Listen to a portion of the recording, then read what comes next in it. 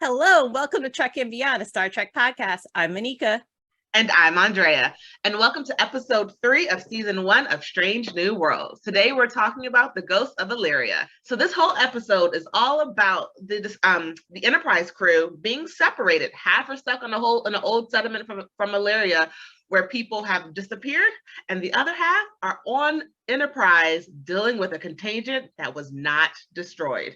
So how are they going to get through it? We learn some secrets, and let's talk about it, because this episode was interesting for many reasons. What is your initial thought, Monica? I am starting to fall in love with Strange New Worlds. I'll admit it. I was concerned going in. Yes.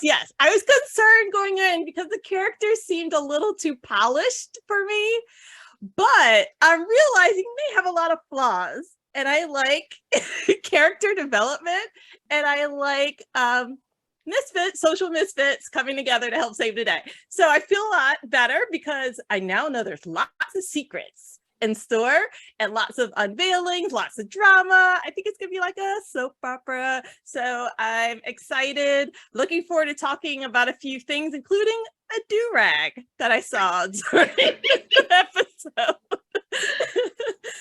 What did you think about it?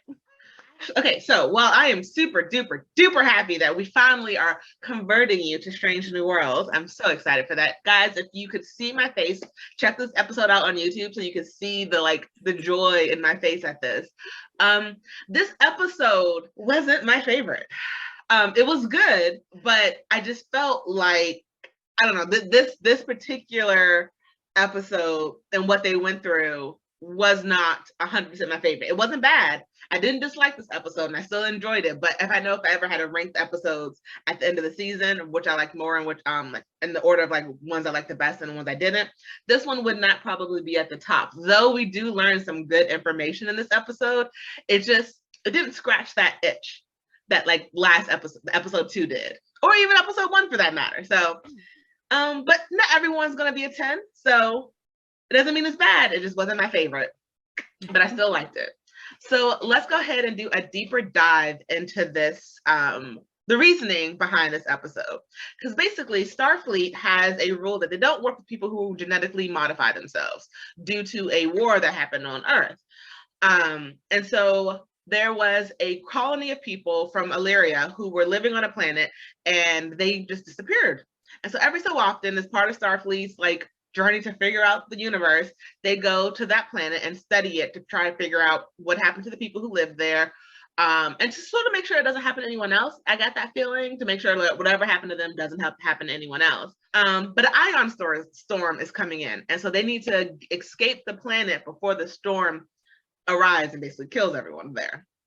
And so we see that the away team, number one, La'an and a couple other people, I think, are able to, no, not La'an, she wasn't on the away team.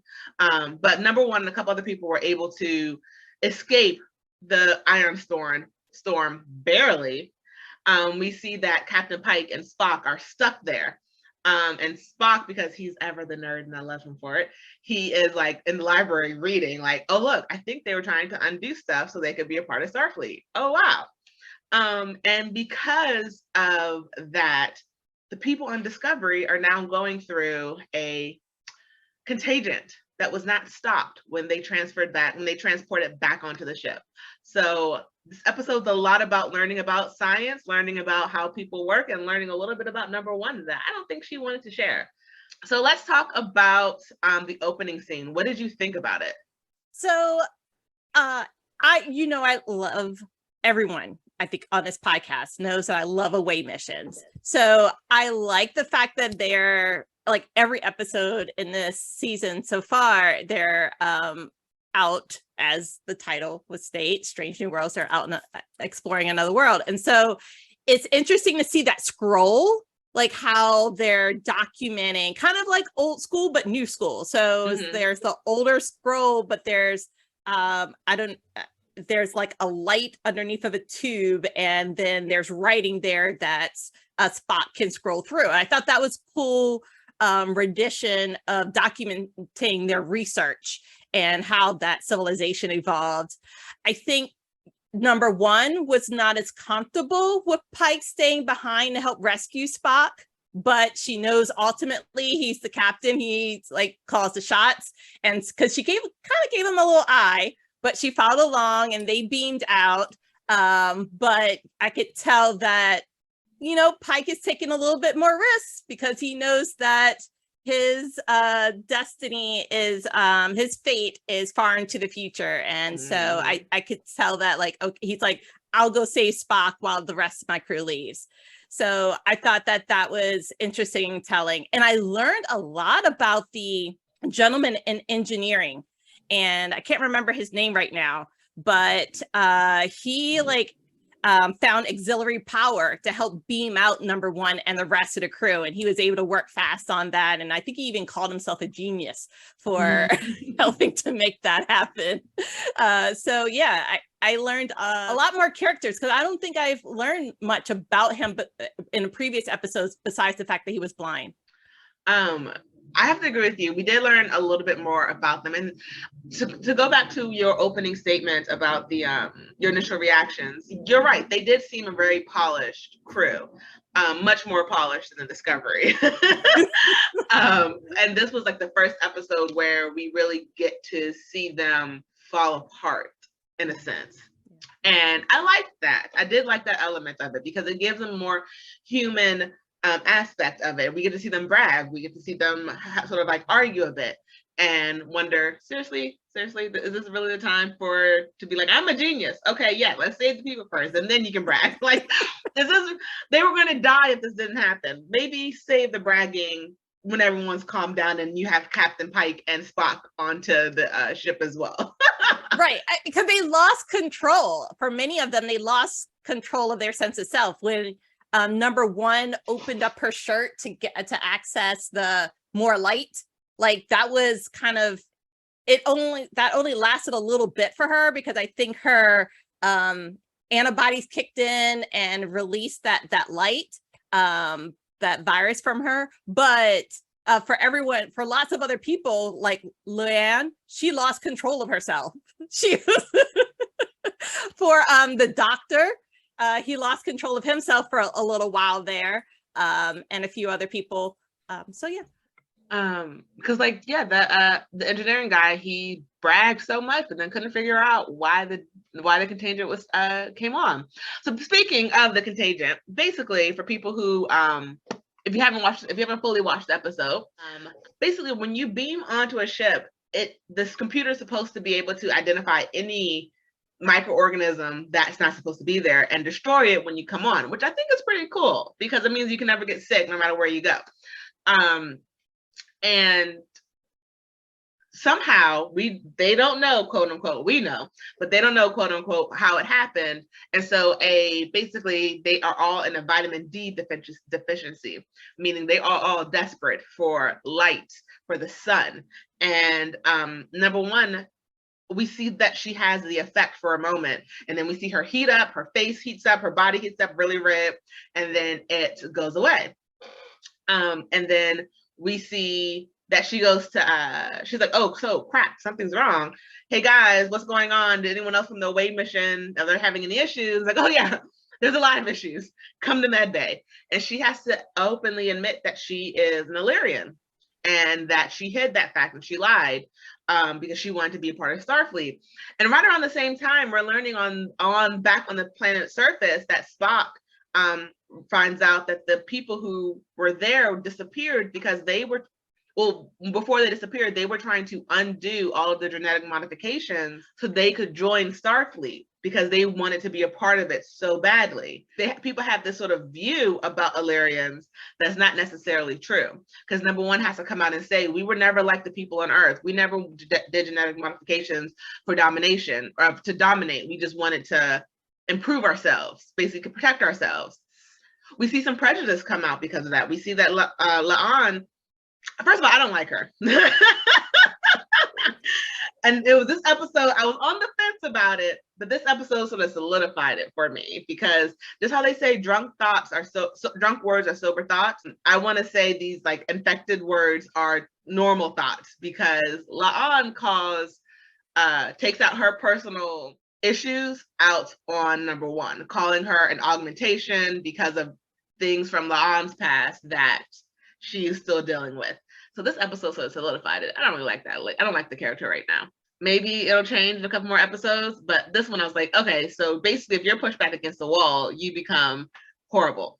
But I like that. I like to have at least one character in every show or movie that I don't like. I think that helps with conflict, like that helps with the story, moving the story along.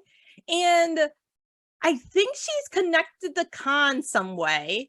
And there was like augmentations in, I guess, the planet that she was raised on before.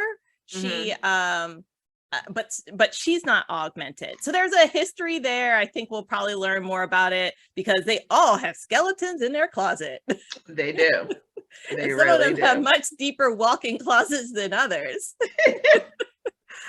So what did you think of number one's revelation? Because before this episode, I really thought I always knew there was something different about number one.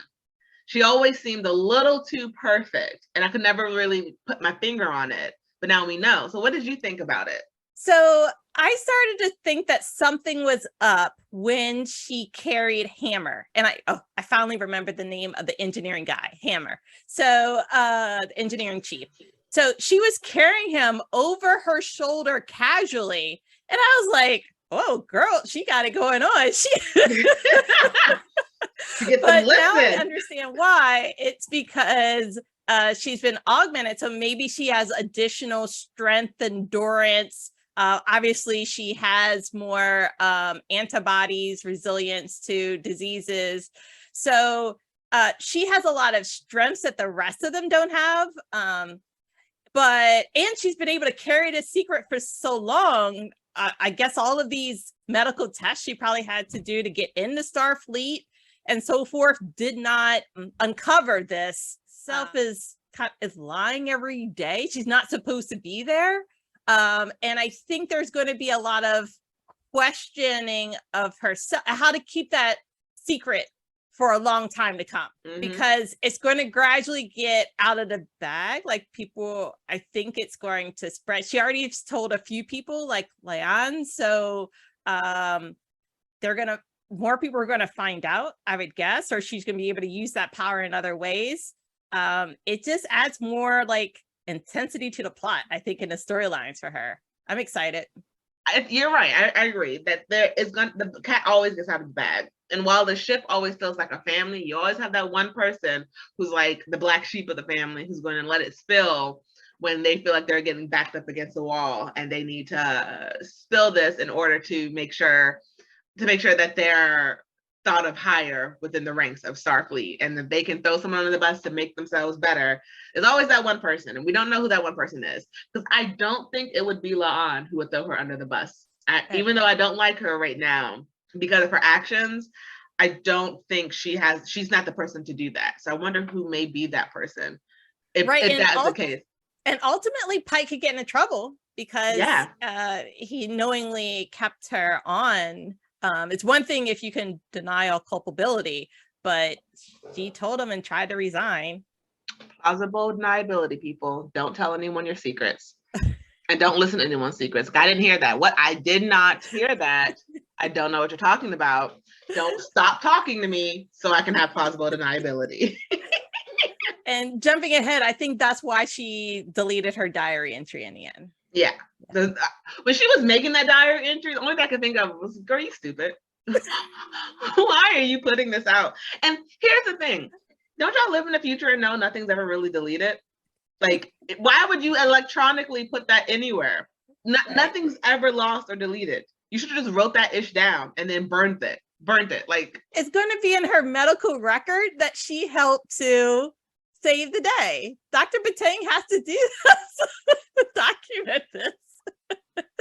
So back on the planet, we see that Pike and Spock are in a hidden little library under the planet trying to wait out this ion storm.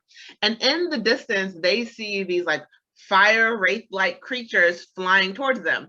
And I don't know about y'all, but I don't do anything that has to do with horror because look, I don't mess with that. I don't talk about it. I don't deal with it because I'm not trying to become one of them. But they are able to close the door to hide themselves in there, to hide themselves in the room, to try to protect them from the wraiths. But it turns out the wraiths were there to protect them from the ion storm. Because the pressure of the storm breaks the glass in the room that they're in, and they feel like they're about to die.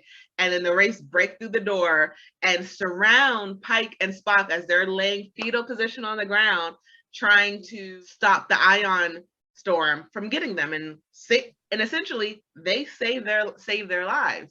And Spock is able to determine those wraiths were the people. That is what happened to the civilization that lived on the planet.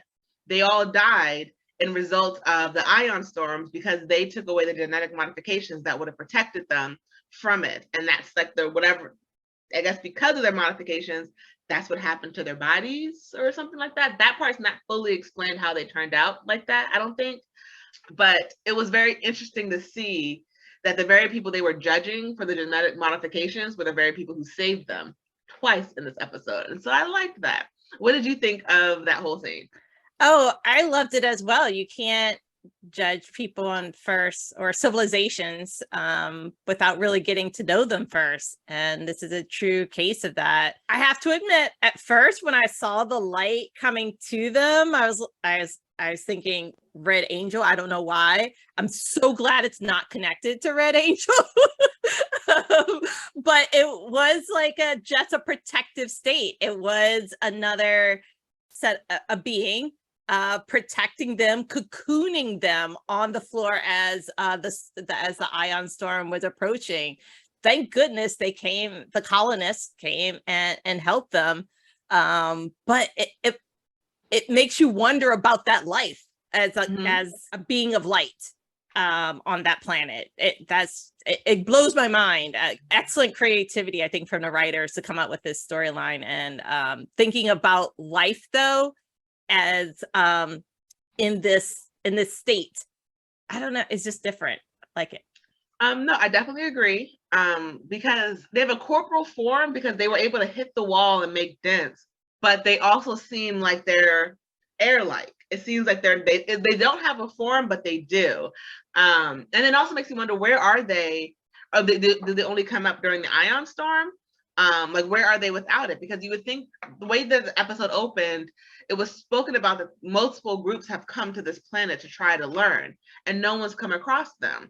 So do they just hide, or can they only come out when the ion storm is there? Is there something in the atmosphere that allows them to materialize and come together that is not there without the ion storm? It also goes to show, like, if Spock wasn't reading in the library, they wouldn't experience this civilization. If they were able to quickly beam out, probably like the other Starfleet voyages that went there to learn about this colony, they would not have known more about the civilization.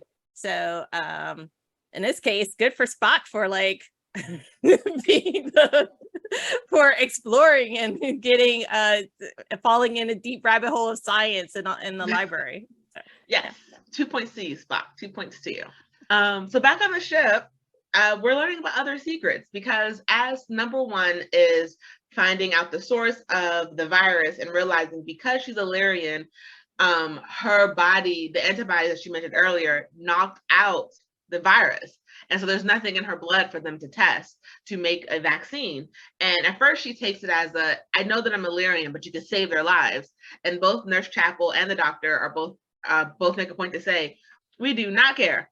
Our job is to save these people. And if we could, using your blood, we would. But there's nothing left within it for us to use. And so La'an goes crazy and tries to open up the warp core because she needs light.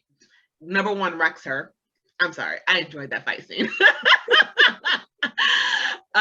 And because number one's antibodies or whatever was able to heal La'an as well as number one, they were the doctors and the nurse were able to grab what they needed directly from La'an to create a vaccine to save everyone else.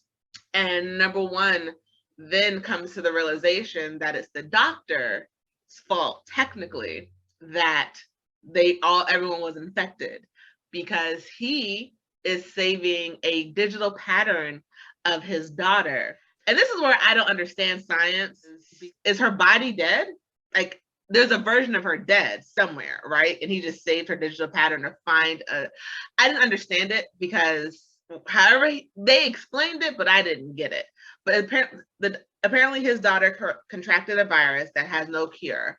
And so he uploaded her consciousness, digital form, in a digital form to where he's trying to find a cure for whatever's ailing her so he can heal her. And I just didn't understand. Is she on cryo back on Earth? I don't know. Yeah, it's a stretch, right? It's all... The only thing I can think of is that when someone beams from one place to another, like a form, their digital matter is stored and then I don't know. I was thinking like when someone's beamed, he was freezing that and he was saving that. So it's like, but I like your explanation about the transport, because it seems like maybe he did catch her in that form and is holding her in that form, and then we'll finish the transfer once he finds the cure. And he believes he's about to get fired for that because it was never his intention to put the ship at harm and he wasn't aware of it. So number one, decides to give him a separate auxiliary source to keep her, so that way the rest of the ship is saved and the people are safe and he can still keep his daughter. And I thought that was really sweet. I felt for him. My heart went out for him. I still don't understand how she's there. I like your explanation, but it was sweet. It was a sweet thing of people not getting punished for their secrets. Because we see that number one, when Pike finds out the truth, he doesn't punish her. And she makes a point to say, you could lose your job for this. You could be court-martialed for this. And Pike being Pike is also the whole, I know how I die, and I know I'm gonna still be here in 10 years, so what they gonna do to me? I think the worst thing that could have ever happened to Pike was him knowing he was gonna be safe for 10 years. Because he's like, I'm gonna do what I want. It don't matter. I know how I'll end up in 10 years. Yeah, he knows he was in the uniform, so he wasn't in court-martial. Yeah. So it's very, very interesting. Overall, what did you think of this episode in the sense of what do you think is adding to like Strange New World? Like, do you think, because like, we've coming from Discovery, everything that we see always ties back in some way, shape, or form. And so far we've seen two things. So far we've, like, every episode we're learning something new, we're getting more understanding. Do you think any of this is going to tie in to the end of the season, or is it just going to be a one-off and we're never going to see this again? Oh, I think they're slowly building characters, unveiling more information about each character, about Spock, about number one. We know that she can hold her weight seriously, and she could take charge as captain at any time. We've learned about Uhura. We're learning a lot about each character, Ortega, in small ways and sometimes in big chunks. And I think it's just going to continue to build. There has to be some more conflict as there's more journeys, because the intro leads me to believe that this is a 5-year mission. Mm-hmm. So, and maybe then that mission renews after another 5 to get to the 10, or maybe there also has to be a gap between where Discovery season 2 ended, where Pike found out about his fate, and then where this mission started, this 5-year mission started, because he was on like a sabbatical. So I don't know how long that lasted, but we're getting closer to the point in which Pike meets his fate. I don't know how close we're going to get there, but I think we're building up to that and building up the Enterprise crew.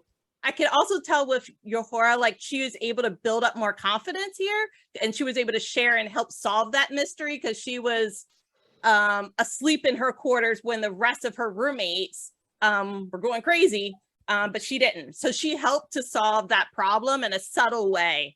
We have to circle back and learn a lot more about characters. Spock is engaged, so something's gonna happen. He can't stay away from his fiance for 5 years. I'm very curious about because we do see sometimes like spouses and stuff can stay on the ship as well. So, but I want to say like his fiance does not seem the type of woman who will follow a man. One thing I love about the show is that we don't know what the next episode will bring. Like we don't have an idea of what they're going to face next, right? Because it's not connected. And I sort of like that because now each episode is something fresh, is new, it's different, and I can't say, oh, okay, we're going to learn the resolution of this next episode. I'm like, oh, I don't know if I got enough closure from this episode, but I like it because it leaves it on the what if scenario. And I like the whole what ifs. I like things not wrapped in a nice bow. I like things left to interpretations. That way, we can have this discussion of saying this could happen or that could happen or who knows. And it's not like a nice, neat bow, which is why I don't really want this to completely link up with the original series because I don't like things in a nice, neat bow. I like things to be a what if. Any thoughts from our viewers? Any thoughts from our people who are watching this on YouTube or listening to this on Spotify? Please feel free to let us know what you think this season is going to go. And if you like it, if you don't like it, because everyone's opinion is valid, but mine is right. Not. Well, we are coming to the end of this episode. Any last final thoughts, Monica? I'm excited to see what the future may hold. There's lots of secrets, lots of the plot is twisting and developing. And I can't wait to discover more strange new worlds with you. Me too. So thank you everyone for listening. And as always, I'm Andrea. And I'm Monica. And live long and prosper.